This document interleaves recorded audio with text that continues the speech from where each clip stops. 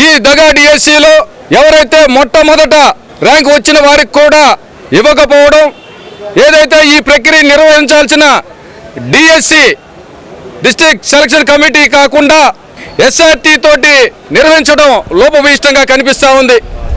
ఈ ఎస్ఆర్టీ అంటే కేవలం ఈ ప్రింటింగ్ని ట్రైనింగ్ని నిర్వహించే ప్రక్రియ.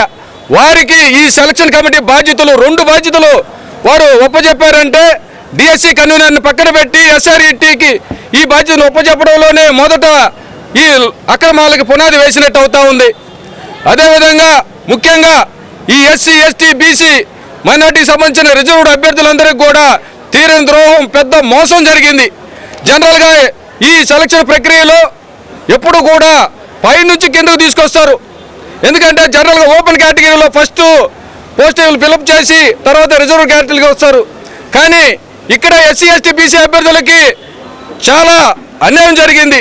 వారు మెరిట్ లిస్టులో కూడా ఓపెన్ కేటగిరీ అభ్యర్థుల కంటే ఎక్కువ మార్కులు వచ్చిన వారిని కూడా వారు మొదటలోనే వారిని ఒక కుట్రపూరితంగా, ఎందుకు చెప్తున్నామంటే ఓపెన్ కేటగిరీతో సమానంగా వచ్చిన ఒక రిజర్వ్డ్ అభ్యర్థులకి వారిని ముందుగా ఫిలప్ చేస్తే వారికి కేటాయించిన సీట్లలోనే వారికి కేటాయించిన వాటిల్లోనే ఫిలప్ చేస్తే మిగతా అభ్యర్థులకు అన్యాయం జరుగుతూ ఉంది. ఈ క్రమంలో ఎస్సీ ఎస్టీ బీసీ మైనార్టీ అభ్యర్థులందరూ కూడా చాలా అన్యాయం జరిగింది.